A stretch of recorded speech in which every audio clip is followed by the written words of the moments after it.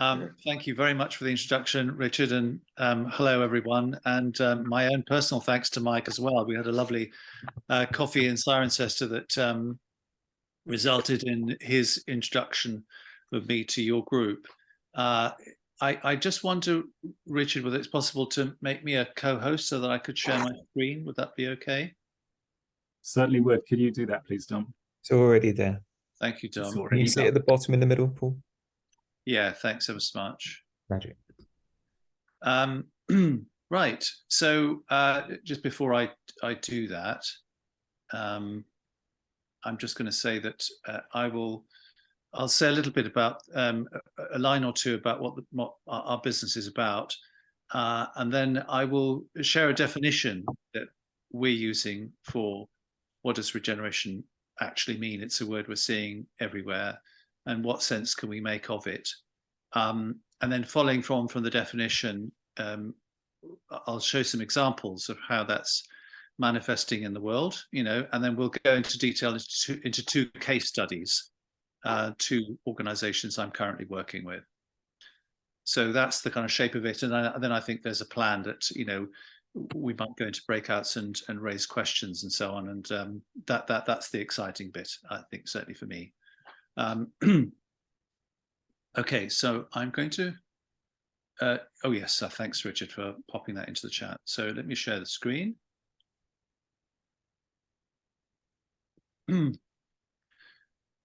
So this is really what we see our role as being, that we are enabling organizations to generate value sustainably into our uncertain future. And we're basing that on, this notion of regeneration. So through this question of what is regenerative, we're enabling people to answer the question, what's the business model we need for this, for generating value into the uncertain future? What's the leadership we need? What's the culture we need? And these sorts of questions we'll be covering in the case studies.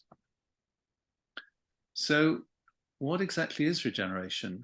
Well, one kind of fairly commonly held view is that it's seeing the world through these a lens of living systems, which in essence is inviting us to adopt a mindset that every living being, whether it's a customer, a supplier, a partner, a business itself, a landscape, everything has a unique essence, which is the source of potential value that being longs to contribute to something greater than itself. So you'll see an example that's very familiar to us of our bodies there on the right-hand side. And that illustrates, beyond this first principle of essence, the second principle that underpins regeneration, which is that these systems are nested. And each of them is enabling the system just above itself to do higher order, more complex work in the wider system. So that's what enables our body to have the agility and the responsiveness because of these nested systems. And the way that we tend to look at these systems is really quite interesting. I think it's worth just pausing to say that we often build these systems from the bottom up, whereas in fact, that's not how life works. If you look at how life has evolved, as it's become more complex, it calls into being these subsystems. So before everything, before the heart came blood, before the circulation, and then the evolution of life then called blood vessels into being, which called a sort of prototype circulatory system. And as gravity got involved, as things got bigger, that's when the heart started to evolve from the blood vessels. So what's different about living systems thinking is that the whole calls into being the parts.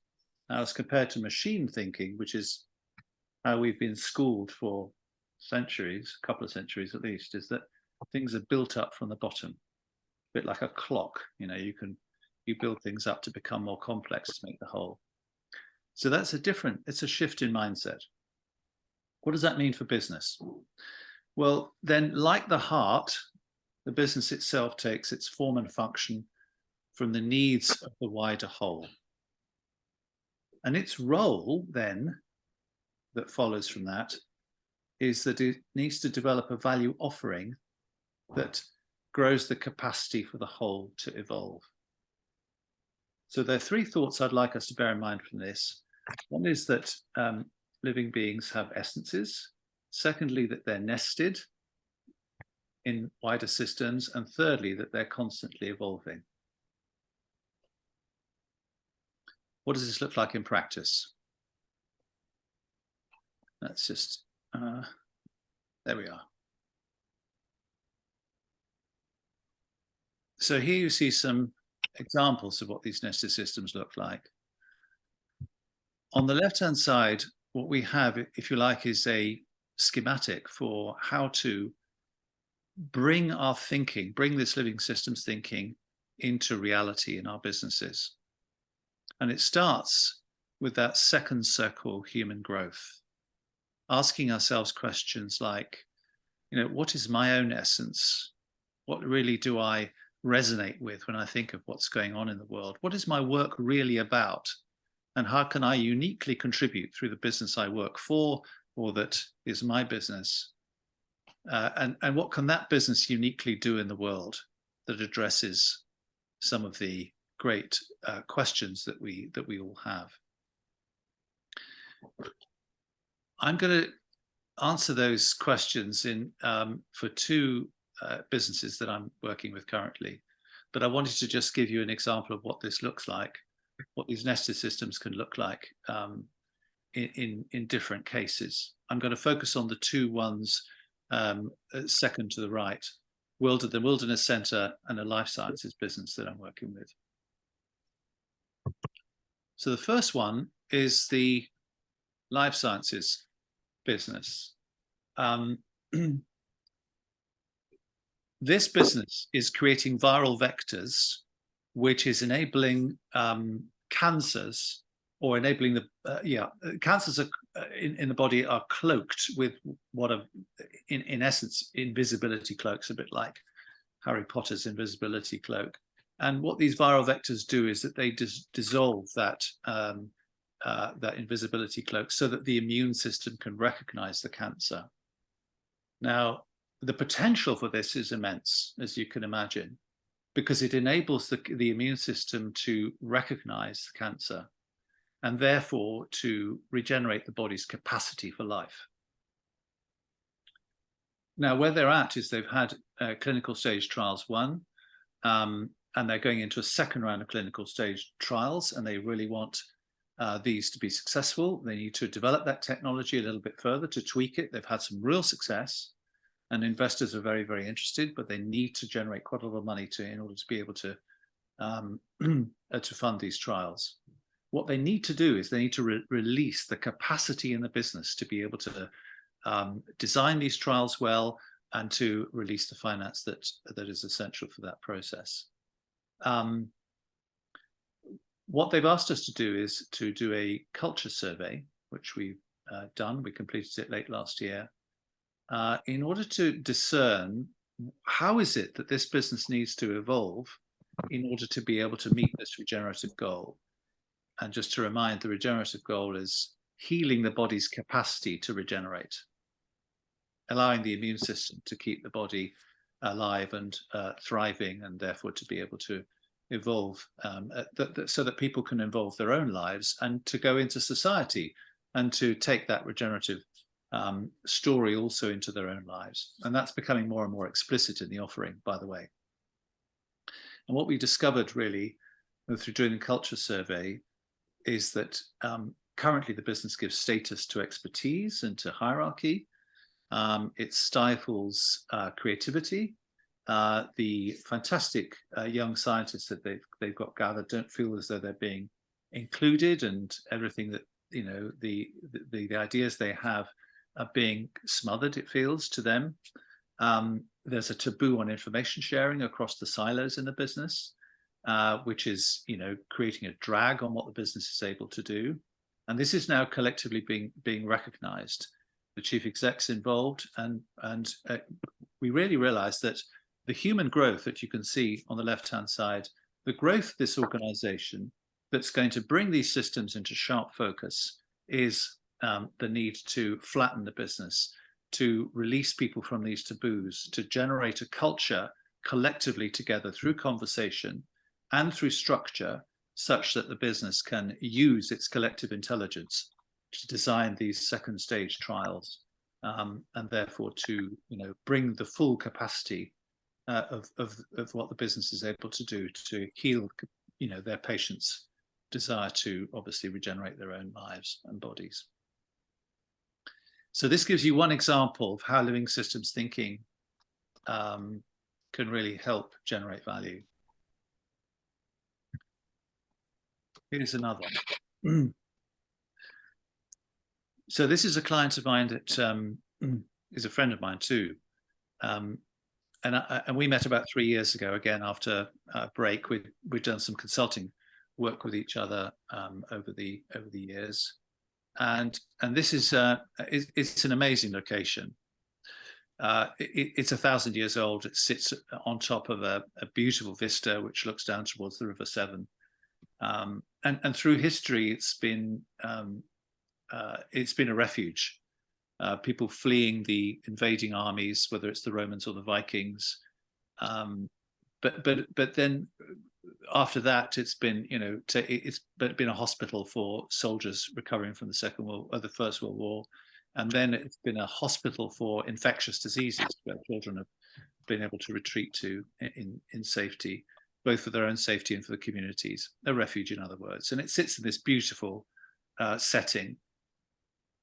It's a highly successful outdoor education centre, and its mission is to to improve young people's lives. And they come from schools all around the area, and they come sometimes twice a year in order to have this experience of being in the outdoors. Research shows that it's really important for children to flourish, to be able to have some time in the outdoors. Now, looking at it again in nested systems, Simon and I had a conversation, something along the lines of, and it took several iterations and over some time to have the conversation that really enlightened him as to what was important, and there are frameworks that I used to help that process. And the question was something like, what do you really care about, Simon, that brings you to life, that given everything that's going on in the world at the moment, but that also will help your business, what your business can uniquely do in the world? And the answer he gave to that question ultimately was, actually, I find that when I get out of the way of nature, when I get out of the way of the wilderness does its work. By which he meant, when I stop over-programming young people's experience of coming here, and just allow them to experience it more, to play in it, to wander in it, then they seem to have an even deeper experience of being away from school, from home, along with all the other great team building activities that you do outside as well. So, and that was a sort of a key turning point, if you like, that brought these systems into focus. On the right-hand side, you see that what did it mean getting out of the way? Well, it meant actually releasing the potential for the nature, for that wonderful space that his business sits in, releasing its potential so that it could add value to the business, and also add value to the purpose, the flourishing lives purpose of that business. So you can see this reciprocal exchange of value that's going up and down those systemic levels, that happens also in the body, happens in nature. What does that mean, nourishing nature? What does it mean, releasing its potential? Well, first of all, it meant allowing the wild boar that occasionally got their way through the fences, taking the fences out and giving the wild boar free run of the place. What did that mean? Well, it meant tolerating a lack of control, tolerating what might be seen as damage to the environment. It's surrounded by rolling hills and beautiful fields. Even next door, there's lovely luscious green grass, obviously fertilized, for cutting for silage. but it was a real risk for him, and something that which was he had to grow in himself, which was to release his need for control in order for those wild boar to start wandering across the land and digging it up. He's brought in Dartmoor ponies. He's just brought in conservation grazing, and the University of Gloucester over the last year has done a kind of a survey of the bird life, which have arrived because of the the flourishing of wildflowers and plants generally, the insects that's brought in, and the bird life has just exploded. I mean, there's something like 28 species of birds now they've identified as being in the wilderness. What has that meant for the customers, the children and young people who come? Well, it's meant that the kinds of experiences they have are even richer, and it's fed into how those experiences are being designed. You know, seeing, if you like, the bird's eye view of the view of a pine marting as it traverses the land through the hedgerows and across the fields, which are being introduced through rewilding up in other parts of Wales, and they traverse the land to get to another part of the forest. It's also redesigning, rather than simply categorizing and cataloging what the children find there in nature, the different plants. It's actually getting them to relate to those experiences at an emotional and imaginal level as well. What is that doing? Well, it's building their capacity to live even more fully flourishing lives, because they can take this capacity back into their families, their communities, their schools, and they could bring that mindset there as well. You see also this wider system of the flourishing biosphere. Well, an opportunity came up just recently because the Forest of Dean Council thought that it would be a good idea to declare it a biosphere, of which there are only 700 in the world. They did a survey, lots of support for it, and that fourth bullet point to the priorities that people wanted to bring in as the aims of the biosphere. And so the vision is now to give this beautiful resource, the refuge that it represents, back to the community as a community resource, create a community benefit society, and really have a purpose as a regenerative hub, where the community can start to benefit in just the same way that schools and young people generally have been benefiting, so that they can build their capacity to relate to nature differently. Why? Because we don't want tourists coming in and simply extracting a holiday, whether it's a 3-day walking holiday or a stay in a hotel or a wild swim, whatever it is, and then simply going back. No, we want people to come and leave nature richer than when they arrived. But learning the capacity to do that means bringing in the community, people who live there, but also the tourist businesses with whom we've already started to build relationships. So it's therefore nourishing even that wider system of the biosphere.